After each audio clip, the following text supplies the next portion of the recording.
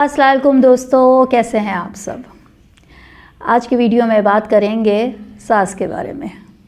ये वीडियो उन बच्चियों के लिए है आज की जो शादी करके अब नई नवेली अभी शादी करके घर जाने वाली हैं ससुराल में, या बस अब कुछ ही दिनों की अपने मैके में मेहमान हैं।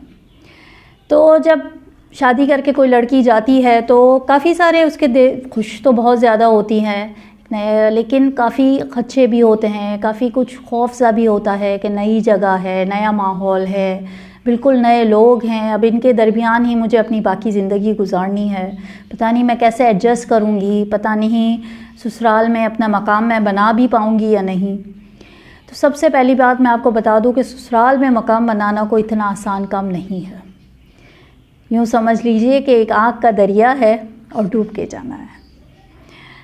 और सबसे इम्पॉर्टेंट बात जो है कि जब आप शादी करके जाएं तो आपने ये बात अच्छी तरह दिमाग में रखनी है कि आप जिस जगह जा रही हैं उस घर में आपकी सास की सालों से चली है, यानी पूरी ज़िंदगी जो है आपके शौहर ने और उनके शौहर ने, यानी आपके ससुर ने और घर के बाकी अफराद ने हमेशा आपकी सास की सुनी है और उनकी ही मानी है। तो आपने उनसे मुकाबला नहीं करना है, यानी आपने ये सोच के नहीं जाना है कि मेरा कोई उनसे मुकाबला है या मेरा भी उनके जितना ही प्रोटोकॉल होगा। वो ज़ाहिरी बात है कि नहीं होगा। या आपने सिर्फ ये सोच के बच्चियां चाहती हैं कि भाई मेरा वास्ता मेरे शौहर से है, बाकी घर वालों से तो मुझे क्या लेना देना है। तो जनाब याद रखें कि शौहर साहब ने तो सुबह सवेरे काम पे चले जाना है, बाकी का वक्त तो आपने अपनी सास के साथ ही गुजारना है। तो छोटी छोटी बातों में अगर आपने शुरू में ही सास की राय को इम्पोर्टेंस दी, सास से ऐसे ही छोटे छोटे मशवरे ले लिए, उन्हें ये एहसास दिलाया कि उनकी राय आपके लिए काफ़ी इम्पॉर्टेंट है, तो इससे भी हालात आपके हक़ में काफ़ी शुरू से ही रहेंगे। कहीं जाना आना हो तो पूछ लें सास से कि अम्मी आप बता दें कौन सा कलर पहनूं, एक दो जोड़े उनके ला के दिखा दें उनको कि अम्मी आप बताएं कौन सा कलर पहनूं आज। अगर किचन में कुछ पका रही हैं तो उनसे पूछें कि अम्मी इसको किस तरह पकाया जाता है, आप मुझे अपनी रेसिपी बताएं, आपकी ऑथेंटिक रेसिपी से मैं बनाऊंगी।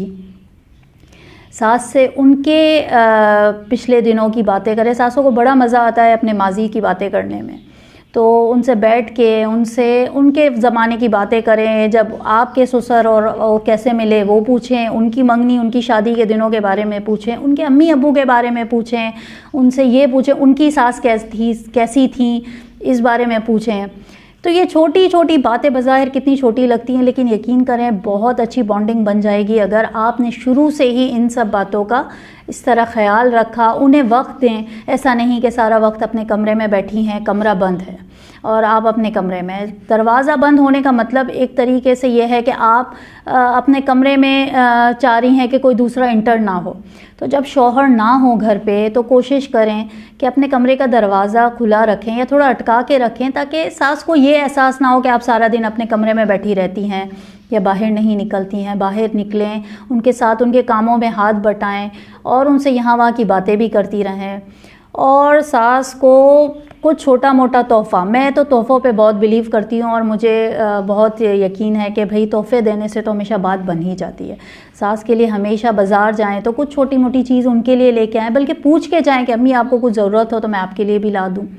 और ये बात बताऊं, एक और सीक्रेट बात, कि मोस्टली 85% सासें जो होती हैं ना वो बहुत चटोरी होती हैं। मतलब आप उनके लिए बाज़ार से कोई समोसे, चाट, दही बल्ले, कचौरियाँ लाएं और उनसे कहें अम्मी आपके लिए लाई हूँ और मिलके खाएंगे, तो यकीन जानिए कि आपने आधी दुनिया फ़तह कर ली है उनकी। अगर आपकी आदत है उनके लिए कुछ लेके आने की और उनके साथ मिलके बैठ के उनको ये एहसास दिलाने की ये जो आप लाई हैं वो उनके लिए लेके आई हैं।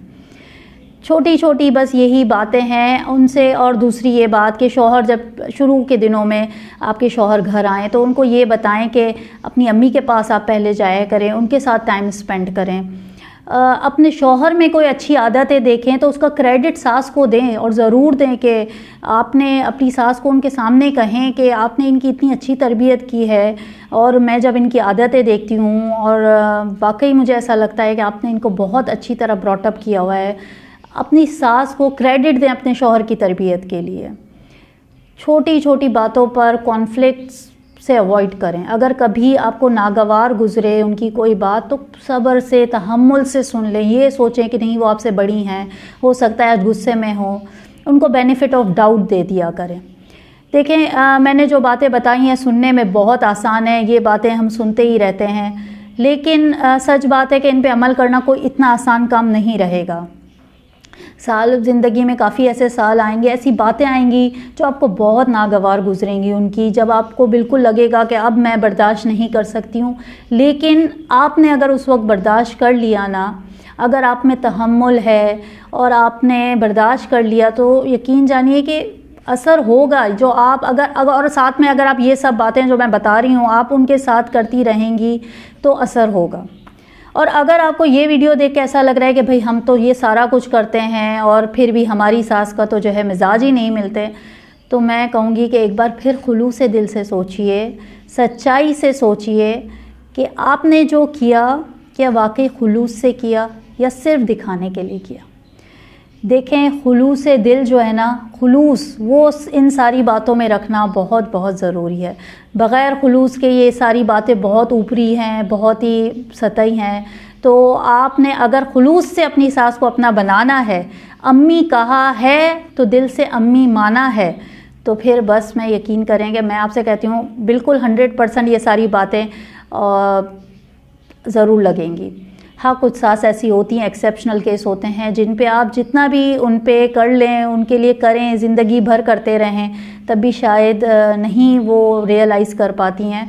तब भी मैं कहूँगी कि आप अपनी तरफ की अच्छाई करती रहें, क्योंकि इस बात का क्रेडिट आपको आपकी सास दे या ना दे आपकी अच्छाइयों का, लेकिन अल्लाह ताला आपको उसका क्रेडिट ज़रूर देंगे और कई ज़्यादा गुना देंगे।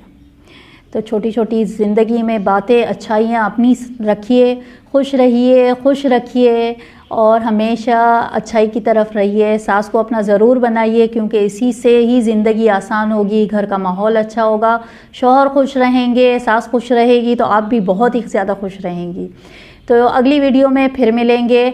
चैनल को सब्सक्राइब ज़रूर कर दें और वीडियो को लाइक भी कर दें और कमेंट भी कर दीजिएगा एक अच्छा सा। अगली वीडियो में इंशाल्लाह फिर मिलेंगे, तब तक के लिए खुदा हाफ़िज़।